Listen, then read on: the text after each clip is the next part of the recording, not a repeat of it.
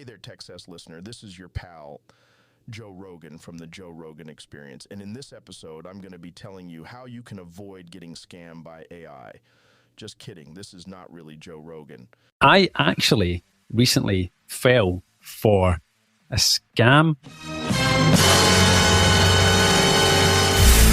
Welcome to Techcess, the show about helping you to get the right technology and cybersecurity in place to enable your business to be more safe and successful. I'm your host, Mark Riddell, Managing Director of M3 Networks. Over 140 businesses across the UK use us to put an end to staff complaints about frustrating IT problems. So the rise of AI in scams, which you have talked a little bit about before, I think, in terms of phishing and how AI is getting involved in phishing. But interesting story, actually. Nothing bad happened and I didn't lose any money out of it. But I was watching some short videos on YouTube and I quite often listen to Joe Rogan. A lot of people probably listen to Joe Rogan. And I really like his chats with Elon Musk. I think they're fascinating because he asks some really interesting questions, plus seeing Elon Musk stoned answering questions about space and the universe and humans and stuff is fascinating.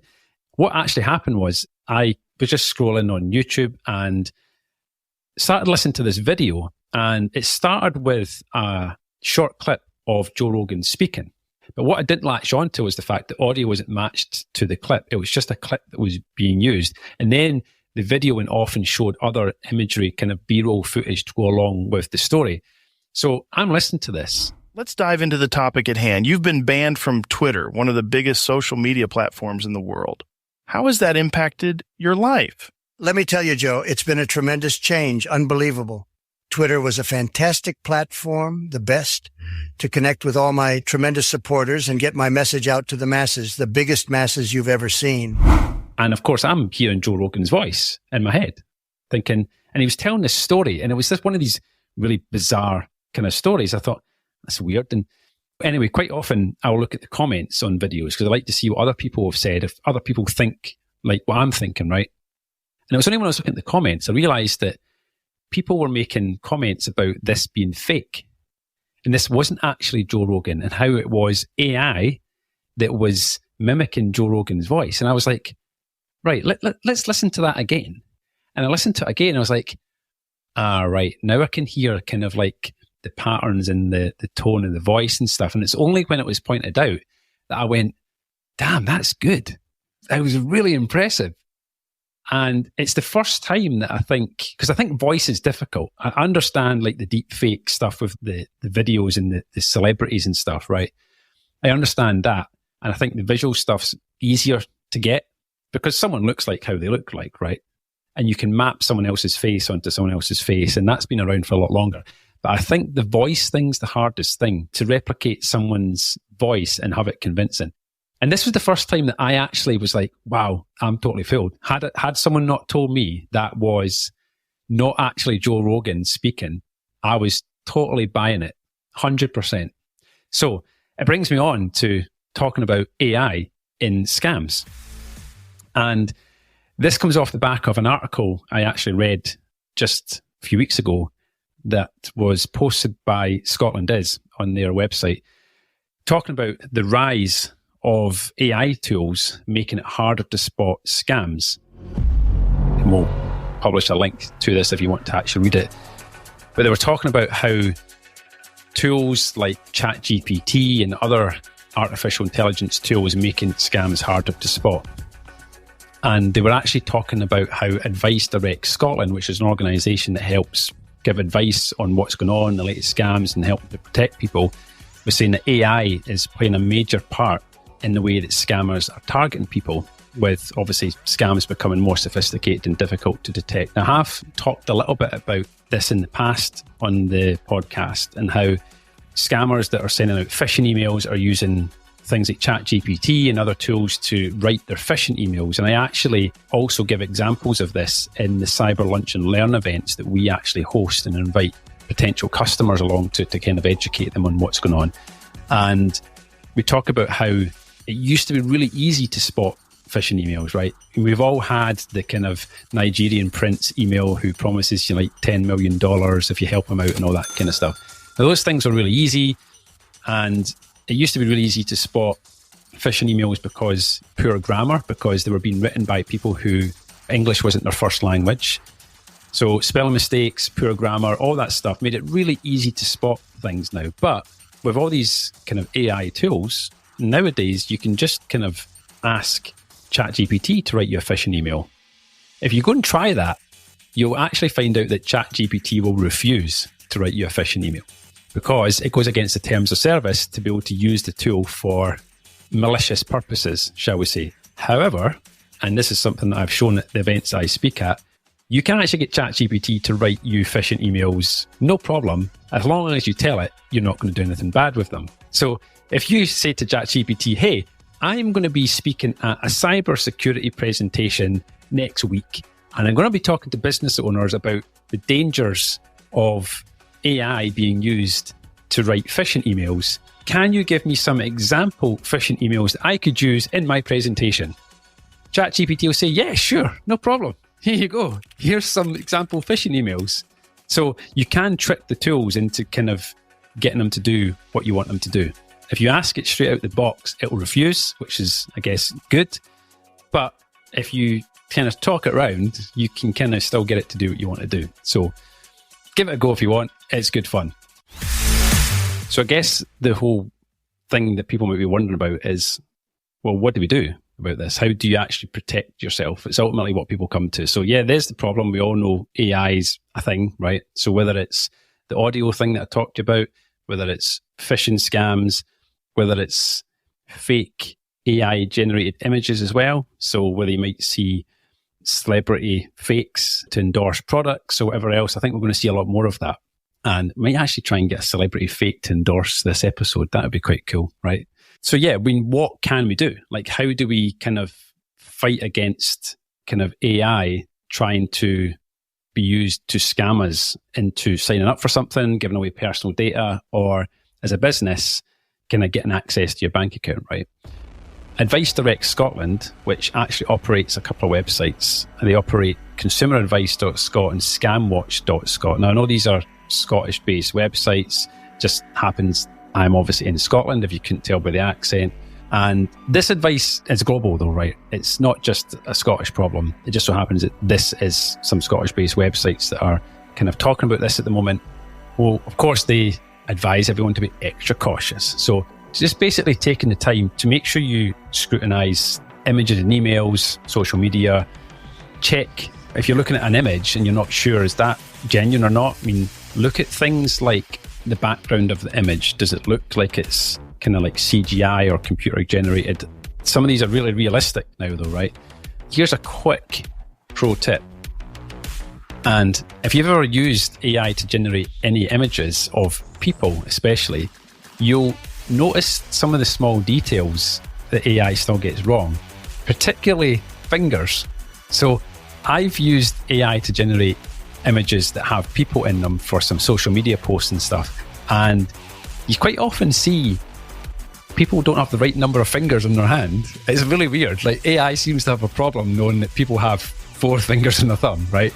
I generated an image earlier today and it was a really good image until I looked at the guy's hands and went, he's got 6 fingers, right? There's something wrong here. So, but these are the small details that people just overlook, right? You just maybe not spot that unless you're really paying attention. So count the number of fingers in the images of people and it might kind of give you a clue as to whether that's been generated by AI. I'm sure they'll get better, right? And the other thing that AI is really bad at the moment as well is generating text in images. So some of the AI tools are pretty good and they're getting better, but most of them will just generate like gibberish text, even if you ask it to generate something with text in it. I was actually trying to generate an AI image to go with this episode of the podcast, and I was trying to generate an image that had text in it, and I eventually just gave up because I just could not get DALL-E to create me an image that had text in it. Despite me telling it was called the Techcess podcast, it would have Techcess with 2 C's, with 2 E's, with 2 S's. So it's still kind of early days, right? And if it can't include a piece of text that you've actually told it, this is exactly what the word is, it still can't generate that into there. So there's still kind of ways being able to spot these things. So yeah, check fingers and check text. If those things don't look right, then chances are it's an AI generated image. When it comes to email, and we know that most cyber attacks still begin with an email, right? So if you ever get an email that seems kind of a little bit fishy, always refer back to the source. So look at the sender's email address, and if it's from like your bank or a known kind of business, then compare it with other things you've had from them in the past. This is not AI specific. This is just general good kind of phishing protection advice. If you're ever in doubt, always go back to the source, right? So if you get an email from your bank, there's no harm calling your bank and checking whether they actually sent you a message, because what you tend to find with most businesses, especially if they're sending out a kind of a mass communication, they'll have used a tool or something to send that out, and they will have a record of sending it. I remember having to call my credit card company because my credit card got blocked because I was trying to book some excursions before we went on holiday earlier this year. And of course, I was booking the excursions with a foreign website. And of course, they got flagged up as being maybe not genuine. They were. Anyway, I had to get emails from the credit card company and stuff. And when I called them up, they were able to tell me exactly every email that they had sent me, right to the kind of time that they had sent it. So you will be able to validate these things. So just go back and just double check. But one of the kind of alarming stats that was actually shared in the article by Advice Direct Scotland was that scams reported to them over the last year increased by a third. It's 33% rise. And they say that this is because AI tactics are being used heavily. Now, Connor Forbes, who is the Director of Policy with Advice Direct Scotland, summed this up perfectly. He said that AI tools like ChatGPT make scams much more believable, meaning we all need to be on our toes. Remember to look closely at emails, texts, or social media adverts and think critically. Now, I'm not quite sure what thinking critically means, but just paying attention to these things and double checking. Just stop before you click on anything. And if you do click on any scams, or you think you've fallen victim to these, or you suspect one, then what should you do? Well, the best thing you can do is report it, because once you report it, it can become kind of wider known in the public, right? We can all then learn. We call it threat intelligence in the cyber world, right? So something bad happens to someone, they tell someone, they report it, it gets filtered out through threat intelligence forums and systems and websites and stuff, so that we can all become aware. And you can head over to scamwatch.scot if you want to be able to report a scam, or you suspect a scam that you've seen. And there's no shame in being deceived. I mean, obviously I've shared my story of falling for the Joe Rogan thing earlier, but if you have concerns, then obviously go and speak to some of these kind of experts, and they can offer you some free advice. And like I said, consumeradvice.scot is a great place to start for individuals and stuff. But obviously if you're a business, then start by speaking to your IT provider, who should be able to help you with these things. I say should, because not all IT companies have got cyber covered. So as always, what I like to try and do in each episode is, once we talk about a problem or something, I always like to try and give some takeaway advice and tips and stuff that you can use to try and protect yourself from these type of scams. And here's my tips for making sure that you don't get scammed. And I'll bring you more on that soon. But first, here's Annie with a Techcess tech update. But first up, I just want to tell you a little bit about the IT services buyer's guide that we have. This is a free document on our website. You don't have to enter any information to get access to it. You just need to head over to www.m3networks.co.uk/buyer's guide, and you'll be able to click the link and get the download. And this is going to give you loads of information to help you understand the questions that you need to ask any potential IT partner in your business, or indeed just go back and ask these questions to your existing IT company, and then you can help find out whether you're being served correctly and whether there's any gaps in the IT support services that you are being offered. Now, let's get back to the episode. Hey, it's Annie with your latest tech update. Windows 11 is already a game changer, right? But it looks like it's about to get even better. If the rumours are right, there are loads of upgrades coming soon to your operating system. There's an improved snipping tool with text actions that let you copy text straight from a screenshot. A new quick redact function makes it easy to hide sensitive information. A new phone link feature makes syncing with Android devices seamless. Your Photos app is now smarter than ever too. A new background blur option has been added for a professional touch, as well as a content search capability that lets you search photos based on content and location, even across Apple's iCloud. Editing video is going to become easier too. There's no official date for these features yet, but if you haven't already upgraded to Windows 11, now's the time. We can help you with that. Get in touch. That's your tech update. More next week. So I've kind of put together 10 tips. These are specifically kind of to help against AI kind of endorsed scams, AI enhanced scams, right? As I said earlier, you always want to check the source. So you want to check the sender's email address, any website URLs, especially anything where you're going to be asked to input information. So if you're asked to provide usernames or passwords or any personally identifiable information, you should always double check the URL when you're putting this information in.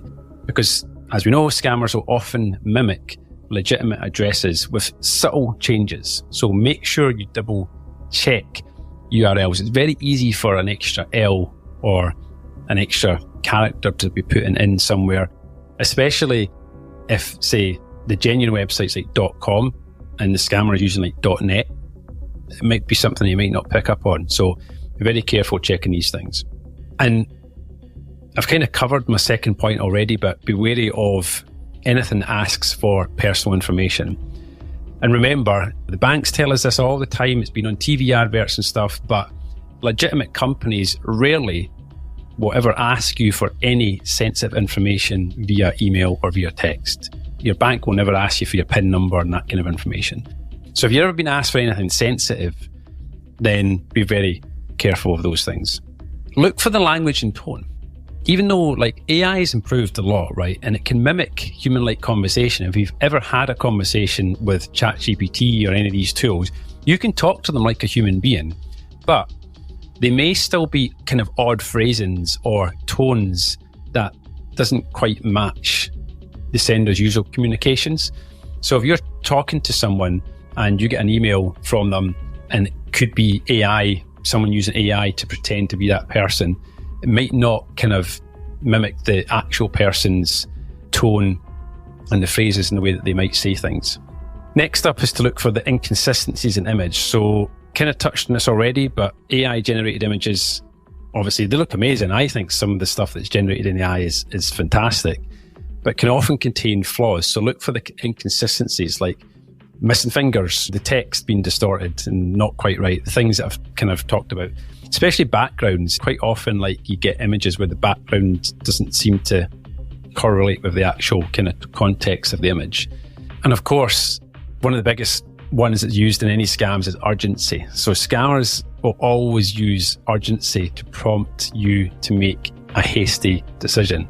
So beware of any messages that claim that you need to take urgent action or limited time deals or anything like this, because it's probably the oldest trick in the book when it comes to getting people to fall for things, is to put a sense of time pressure on making a decision. Because when you're pressured into make a decision, you rarely make a good decision, right? And verify any endorsement. So if you see a product or service that's endorsed by a celebrity or someone like that, maybe just do a quick online search to verify that it's actually legitimate. Because again, it could be an AI generated image that's been used to try and scam you into something. And of course, technology can always help. So make sure you've got an up-to-date, modern, we'll not just call it antivirus anymore, but endpoint protection software that is installed on all your business machines. And consider making sure that staff have a VPN, especially if they're working out and about and they're not just working from an office where you can kind of protect them in that office bubble.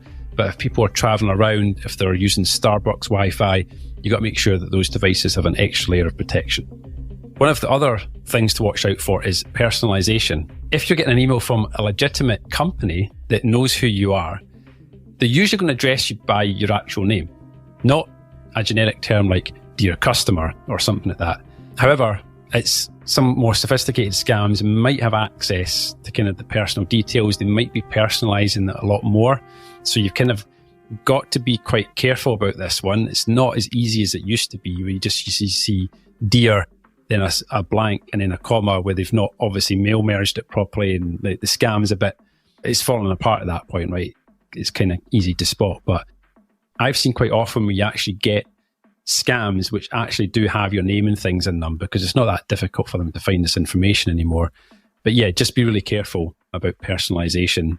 Don't just assume because it has your name in it that it's a legit request. And obviously, if you're unsure about the legitimacy of anything, then ask someone else. Another pair of eyes is really good. Unfortunately, we quite often don't have access to that as much as we used to, because when we all just used to work in the office, you could just turn to your colleague and say, hey, does this look like a phishing email or something? And your colleague can have a quick look and check it. But when people working from home, remote working, you don't have that other pair of eyes sitting right next to you. It's not easy just to ask someone to take a look at something, right? Yeah, sure, you can forward it to someone. You could forward the email to one of your colleagues, but actually you've now just increased the chance that they might fall for it, or they might click on something that's come from you. So yeah, you got to be careful with that one. But you may have someone else in the house, maybe another family member, you can ask their opinion to think whether it's fishy as well. If you've got teenagers in the house, like I've got a teenage daughter, and I mean, she spots a scam a mile away, right? She comes to me and, she gets those text messages like we all do, trying to trick you into something. And she'll be like, oh, look at this text I got, Dad. It's clearly a scam, right? So they're quite switched on. And then maybe just check online. Some of the websites I've mentioned already, and I get inundated every morning with so many emails of, hey, there's this scam and all these things. And yeah, sometimes it's a lot of noise and it's difficult to kind of stay up to date and pay attention to everything. But, check online. If you're getting an email from a particular organization, then, just Google it. Is there a known scam for this? What you'll tend to find is that, let's pick the NHS, right? Someone that we all know in the UK. So, I mean, there's been scams, especially off the back of COVID, where people were getting contacted as if it was the NHS to kind of speak to them about like their COVID vaccine or something. But the NHS were realising that people were using the NHS as a scam. And if you searched for it online, NHS COVID scam, whatever, the NHS actually had this on their website saying, hey, we know that there's people sending out these scam emails pretending to be us. And they would actually tell you, yeah, this is what the context of the emails and stuff would be. On that point, actually, what's worth mentioning is I remember getting a phone call not long after I'd actually had my first vaccine, and I got this phone call on my mobile phone, and I had this woman who said she was calling from the NHS and she wanted to talk to me about my COVID vaccine. And I was like, okay. And she goes, yes, I'm calling from the NHS. I was like, right, calling from the NHS, right, okay. And she said, yes, I need to talk to you about your COVID vaccine. Can you just confirm kind of some personal details? And I was like, hang on a minute.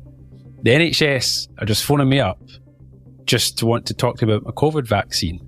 I says, I've not heard of anyone else being called about this. You sure you're calling from the NHS? Yes, I'm calling from the NHS. I'm like, I don't think you're calling from the NHS. And the minute I called them out on that, they hung up the phone.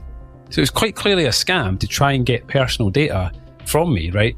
Now you imagine they'd phoned up like an elderly person. I'm sure they were phoning up elderly people. What information were people just giving to someone who just phoned them up pretending to be the NHS? So just got to be very careful with these things. And like I said, call it out. Like I said earlier, report things and make sure you confirm things. So if something feels off, trust your gut instinct. Your gut is great when it comes to these kind of things. If you think something's not quite right, double check. It's much better to kind of verify and confirm whether this is a genuine communication than it is to actually then just go through with it and fall for something, because it's very hard to fix something once you've fallen for a scam, right? So remember that continuous education awareness about the latest scam tactics, which I'm sharing with you here. AI is a thing and it's not going to go away. So the criminals are always one step ahead, as I say, and AI's probably giving them 2 steps ahead at the moment, I would say, until kind of people kind of catch up and get better at spotting the more sophisticated attacks. But like I said, when in doubt, always double check. So this week's intriguing intel of the week. The intriguing intel of the week is where I share a fun tech fact, something you probably don't know, and pretty sure it's going to be something that you tell all of the other guys in the office about. And I'm happy for you to steal that you know this and it didn't just come from just listening to the Techcess podcast. So you can look really smart to your colleagues. Gigglebytes. So this is probably one of my most technical jokes that I can tell, and whether anyone actually gets this one or not doesn't matter. A SQL query walks up to 2 tables in a restaurant and says, "Do you mind if I join you two?" If you'd like a quick chat with me about anything I've discussed in this episode, or you have a specific question about any aspect of your IT or cybersecurity, you can book a call in my diary. Just head over to www.m3networks.co.uk/meet Mark. And finally, if you enjoyed this episode, please make sure to follow or subscribe to the podcast in your favourite podcast app for future episodes, where I'll dive deeper into other IT and cyber-related topics. Techcess is an M3 Networks podcast. Find out more at m3networks.co.uk.